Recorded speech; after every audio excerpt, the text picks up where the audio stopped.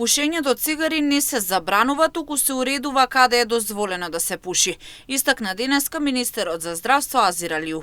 Тој додава дека ќе се уреди инфраструктурата и местата каде ќе биде дозволено пушењето, а со тоа ќе се заштитат граѓаните кои не се пушачи од чадот од цигарите.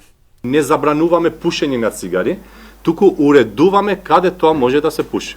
Ќе продолжат граѓаните кои што сакат, тоа е право на секој граѓанин, да продолжи да пуши ако сака да пуши, но ќе биде спречен да пуши во затворени простори, во јавни институции, ќе пуши таму кај што ќе биде дозволено. Така да нема никаков парадокс, едноставно само правиме уредување на инфраструктурата за луѓето да ги заштитиме од чад. Новиот закон кој требаше да важи од 1 март оваа година е повеќе од едукативен карактер, вели Алиу, и токму затоа нема да се казнува веднаш.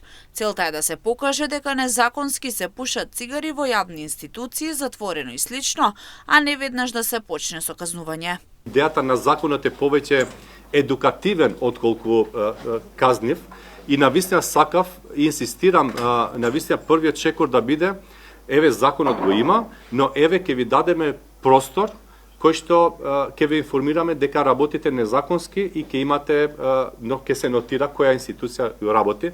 Тоа не може бескрајно да се дозволи, но еве мислам дека е добра практика државата заедно со бизнис заедницата, бидејќи тука се работи навистина за сензитивен екосистем кај што имаме мали предпријатија кои што нудат услуги, не знам, ресторани, кафичи и така натаму. Имаме производство на тутун, така да сакаме еве во првиот период да излеземе во пресред и да ги информираме дека чекорите кои што ги имаат или треба да ги менуваат на производство или на услуги, или треба да бидат казнети. Вториот момент кој што е многу клучен и кој што во моментот го увидовме е дека и ние како држава инфраструктурно ни треба простор и време да може да се доекипираме. Тоа што ви го кажав за претходните закони. Вие џаба имате закон ако немате доволен број на инспектори кои што ќе одат и ќе проверуваат дали законот е активен. Што ќе ни се случи? Ако ние почнуваме со казни, ќе ни се случи дека заради капацитетите на луѓето што ги имаме, а тие се лимитирани.